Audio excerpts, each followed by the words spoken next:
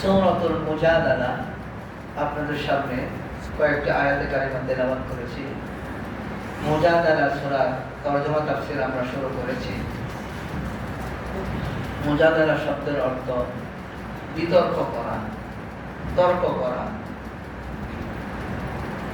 তো এর কারণে নাম রাখা হয়েছে, যেহেতু সূরার শুরুতেই নবীজি সাল্লাল্লাহু আলাইহি ওয়াসাল্লামের সাথে তার স্বামীর বিষয়ে এক মহিলা তর্ক করেছিলেন, ঠিক কিনা? অভিযোগ করেছিলেন যে আমার স্বামী আমাকে জেহার করলো, আমাকে তো তালাক দেয়নি, জেহার করলো, এখন আমি কি তালাকের সমান হয়ে গেলাম? তাহলে আমি যখন বিবাহ হয়েছিল আমি যুবতী ছিলাম, এখন আমি বৃদ্ধা হয়ে গিয়েছি, আমার বাচ্চা কাচ্চা রয়েছে, এখন আমার কি হবে? এইভাবে মহিলা অভিযোগ পেশ করলো নবীজির সাথে। আর আরবের পূর্বে নিয়ম ছিল যে কোনো ব্যক্তি যদি কারো স্ত্রীকে মা বলে ফেলত, তাহলে সেই স্ত্রী চিরদিনের জন্য তার জন্য কি হয়ে যেত? হারাম হয়ে যেত। কিন্তু ইসলাম বাপদাদার রীতিনীতি, পূর্বের সমাজের রীতিনীতি, যেই রীতিনীতি মানুষকে করে করে খায়, যেই রীতিনীতি মানুষকে অত্যাচার করে, যেই অভ্যাস, সামাজিক কার্যকলাপ মানুষকে ক্ষতিগ্রস্ত করে, ইসলাম ওই সমস্ত রীতিনীতিকে রহিত করে দিয়েছে। কথা বলেন ঠিক কিনা? এর জন্য আল্লাহ সূরার শুরুর ভঙ্গিটা কি সুন্দরভাবে করেছেন। আল্লাহ শুনেছেন। আল্লাহর ৯৯টা নাম আছে না পৃথিবীতে? ৯৯টা নামের একটা নাম কি? আল্লাহ। একটা নাম কি?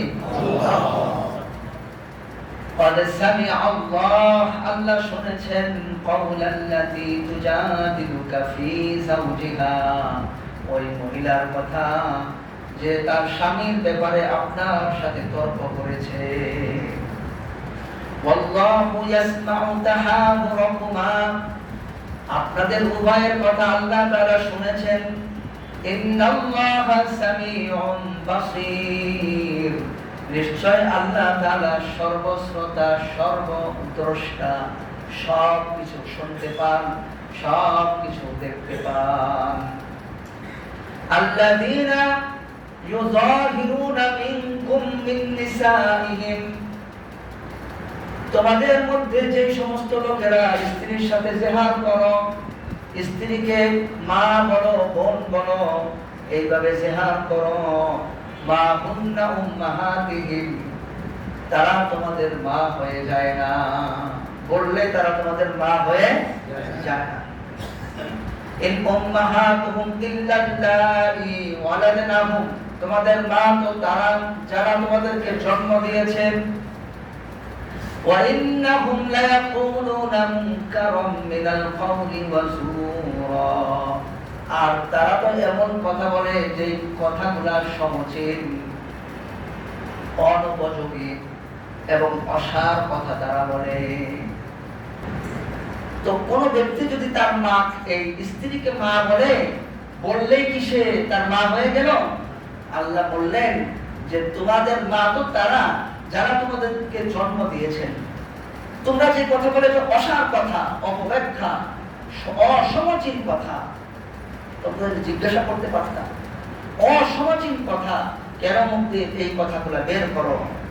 এরপর আল্লাহ বলেছেন ওয়াল্লাযীনা ইউযাহিরুনা মিন নিসাইহিম সুম্মা ইয়াউদুনা, যারা তাদের স্ত্রীদের সাথে জেহার করার পর আবার তওবা করে, কথাকে উল্টো করে ফিরে আসতে চায়।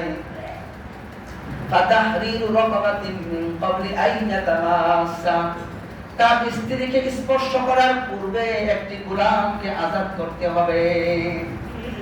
এটা একটা ইসলামী পরিভাষায় জেহার বলা হয়। স্ত্রীকে যদি কেউ এই কথা বলে, রাগে হোক আর এরকম মশকারি করে যদি বলে, যেটাকে জেহার পর্যায়ে পড়ে, তো এটার নাম জেহার।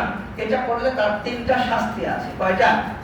যে কোনো একটা সিরিয়ালে প্রথমটা পালন করতে হবে, যদি এটা পালন করতে না পারে এরপর দ্বিতীয়টা, আর ওটা না পালন করতে পারলে এরপর তৃতীয়টা। তো 1 নম্বর শাস্তি, সেটা হলো তার একটি গোলাম আজাদ করতে হবে। আমি বলেছিলাম যে গোলাম, ইসলাম কিন্তু গোলামকে আজাদ করতে চায়। গোলামকে কি করতে চায়? মুক্ত করতে চায়, গোলাম রাখতে চায় না। এক একজন সাহাবী 700 800 এরকম গোলাম মুক্তি দিয়েছে। সুবহানাল্লাহ।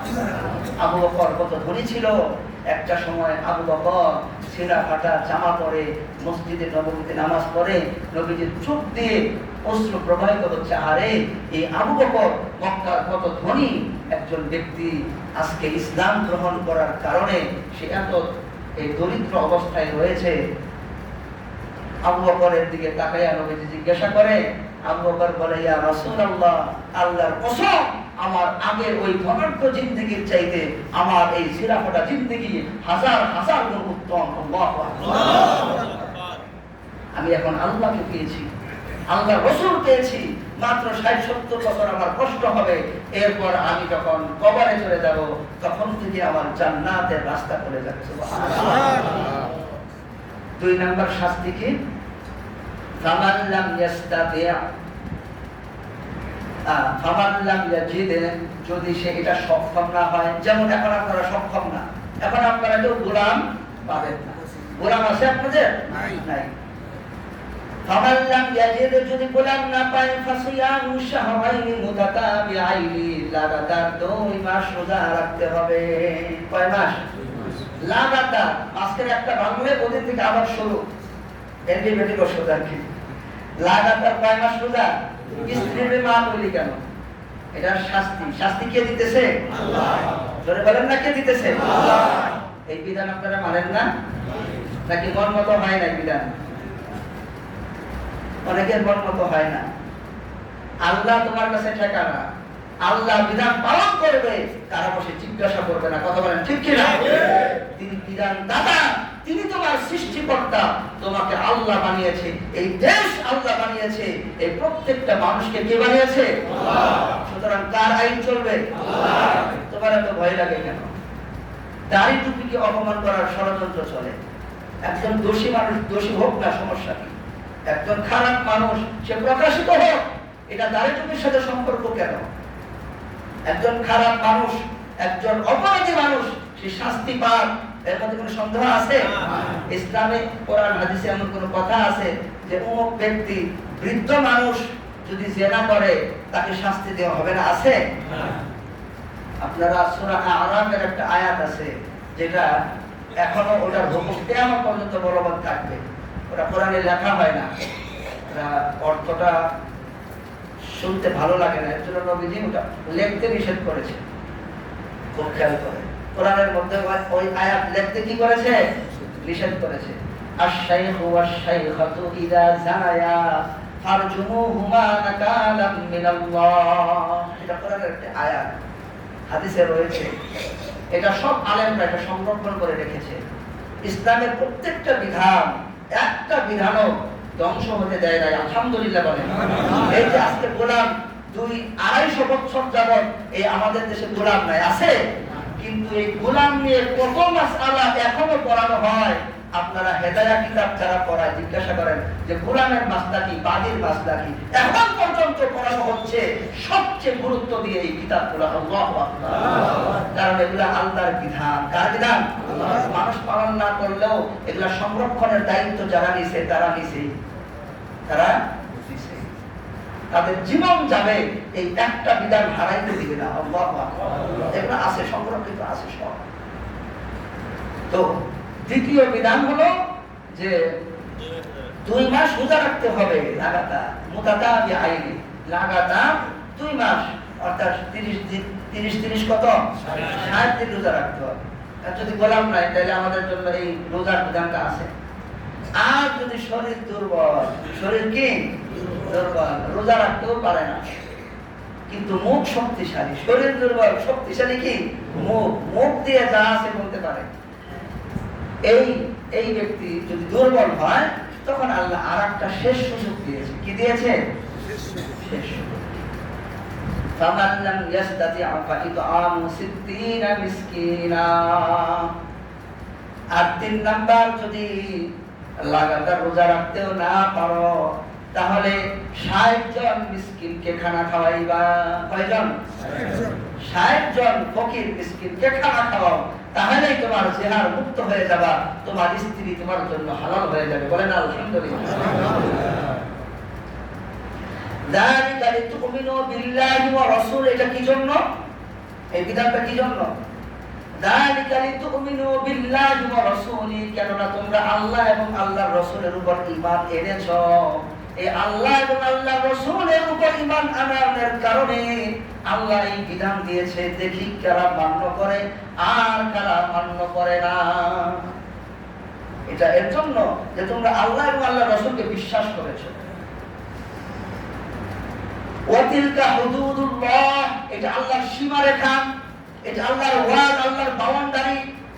এই বাউন্ডারি যে অতিক্রম করবে, এটা যে না মানবে, অস্বীকার করবে, আল্লাহর সীমারেখা, আল্লাহর হুদুদকে যারা অতিক্রম করবে, ওয়ালিল কাফিরিনা আযাবুন আলীম, আল্লাহ এই সমস্ত কাফেরদের জন্য যন্ত্রণাদায়ক শাস্তি প্রস্তুত রেখেছে। নাউযুবিল্লাহ। দেখেন, এই সূরা থেকে আমরা এতটুকু শিখতে পারি শুরুতে এই অংশ থেকে, যে আল্লাহর বিধানগুলা, আল্লাহর প্রত্যেকটা বিধান যেটা সম্মানিত, আমাদের সম্মানের চোখে দেখতে হবে, এই বিধানগুলো আমাদের মানতে হবে।